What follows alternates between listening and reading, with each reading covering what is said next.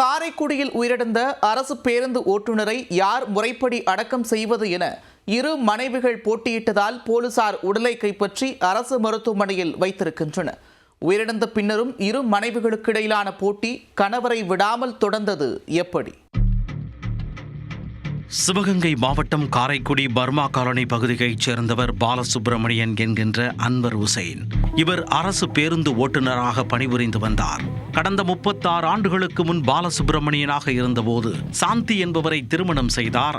அவர்களுக்கு ஒரு மகள் உள்ளார்.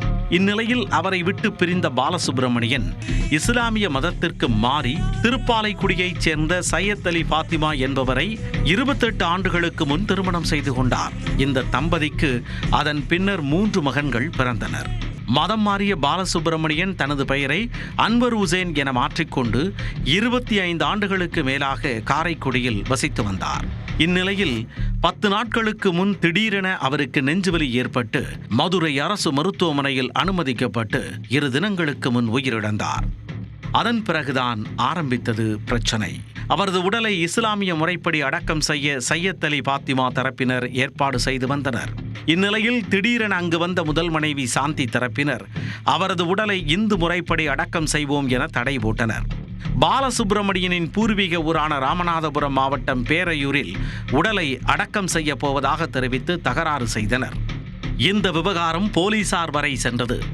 இரு தரப்பினரும் உடலை தங்கள் முறைப்படி அடக்கம் செய்வதில் முனைப்பு காட்டி வந்ததால் பிரச்சனை பெரிதாக வெடித்தது. இரு தரப்பினரிடமும் ஏஎஸ்பி ஸ்டாலின் மற்றும் வருவாய்த்துறையினர் பேச்சுவார்த்தை நடத்தினர். அப்போது சையத் அலி பாத்திமா தரப்பினர் கூறுகையில், ஏற்கனவே சாந்தியை விவாகரத்து செய்துவிட்டார், இதனால் நாங்கள் தான் அடக்கம் செய்வோம் என்று கூறினார்.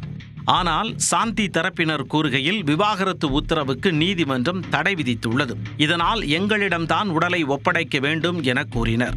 இரு தரப்பினரும் விட்டுக் கொடுக்க முன் வராததால் உடலை கைப்பற்றிய போலீசார் காரைக்குடி பழைய அரசு மருத்துவமனை பிணவரையில் வைத்தனர்.